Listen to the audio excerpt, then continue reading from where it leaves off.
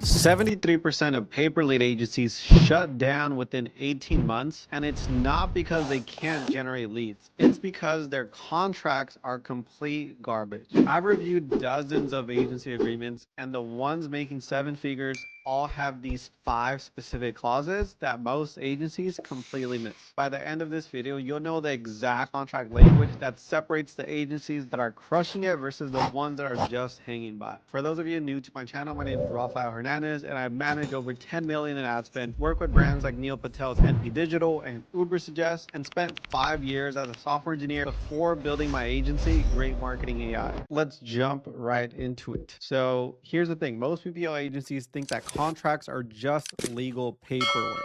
And you're wrong. And that's completely wrong. Your contract is your business model. And I literally just had a call yesterday with a buddy who got into a partnership agreement where the other person was handling the sales side, he was handling the more fulfillment side, and the partnership just completely went wrong, right? They closed a really big deal together, but I asked him, did you guys sign an agreement before going into the partnership? Is it clear on what's allowed, what's not allowed, et cetera? Because they got into this really big issue with the media buying side of things. And he said no. I was like, well, there you go. Whether that's a potential business partner or with your actual clients, you need to make sure that your contract and your agreement outlines clearly what's allowed, what's not allowed, right? This part is huge. So clause number 1 is your return policy framework. So think of a restaurant, right? Someone comes in, they take a bite of a steak, a really nice steak, and then they change their mind, they want to return it. Then the agency owner or the restaurant owner is now losing money. Right? It's the same problem with your leads in the PPL agency model, right? If you have an unstructured return policy, it's literally going to destroy your margins. It has to be super clear on what's acceptable to be returned and what's not acceptable. And then here's a small framework that you can do. You can set a return window. It doesn't have to be 7 days. It could be 14 days, right? And you want to set a hard cap on what that return window looks like. So when the lead comes in, you have 14 days or you have 7 days to mark a lead and ask for a return. Right? You also want to define the criteria. If it's out of the area, duplicate contact, wrong demographic, whatever that is, it has to be crystal clear on what that criteria is for a lead to be marked as return. Also, you can do soft returns. Instead of just giving the full return amount, you can do a credit, right? Like 50% credit, partial credit. You want to make sure everything is crystal clear. Clause number 2 is your disqualification criteria. So you want to make sure what that looks like. So for example, disqualification criteria, wrong or disconnected number, outside approved geography, duplicate or spam entry, wrong demographic, or not qualified, right? It has to be crystal clear on what categorizes a lead to be disqualified. So you want to spell out exactly what counts as a bad lead and what qualifies for a lead to be refunded or replaced. So for example, a lead qualifies for replacement or refund if X, Y, Z. Wrong or disconnected number, outside approved geography, duplicate spam, not human, wrong demographic. It shouldn't always be like this. I'm just giving you ideas of what that could look like. And ours looks pretty similar to this. Clause number 3 is your payment structure. So this one was huge for us. So we used to just rely on Stripe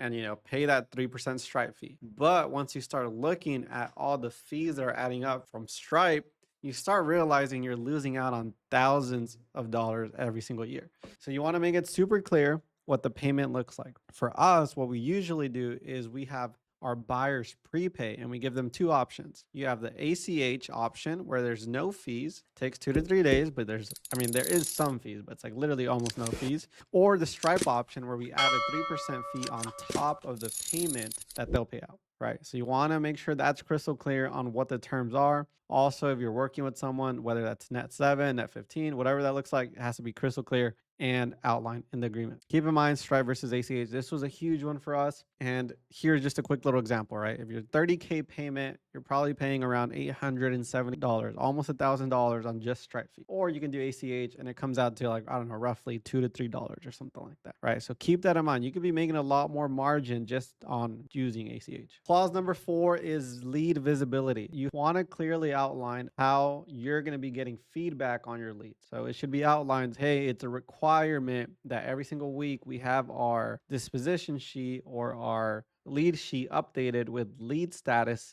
and notes.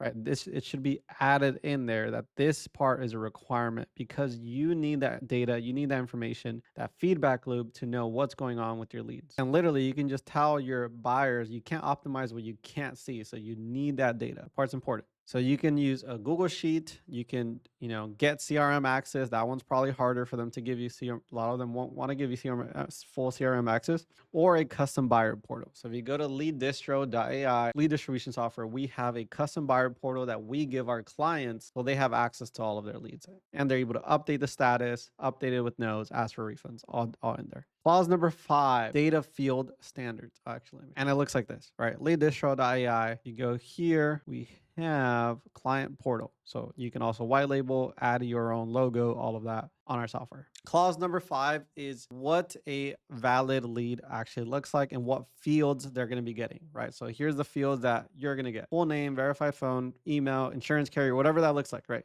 It has to be outlined what a qualified lead or a qualified lead is to you guys, right? So they're signing this agreement that they're agreeing that this is a quality lead. So if they start saying that this was a bad lead, you can say, hey, based on our agreement, you're getting all of these fields. We both agree that this is a quality lead for you. So just to recap, make sure there's a return policy, set a window, define what the return credits look like, spell out what a bad lead is, make sure your payment is crystal clear, whether you're doing Stripe, ACH, or giving them the option to do both. Make sure that there's visibility on the lead statuses, that you have full visibility on that, and it's in the contract, it's in the agreement, that it's a requirement. Set your data standards on what a qualified lead means to you, and remember that your contract is your business model. So this part is huge. Last thing, if you're not in our PPL Playbook community, it's free. You can join for free. We also have a PPL Playbook Pro community that you can join, and in there I'm actually showing the actual agreement that we use for our own agency. So if you're not in either of these, check them out, go to school and join them. And if you like this video, make sure to subscribe and stay tuned for the next one.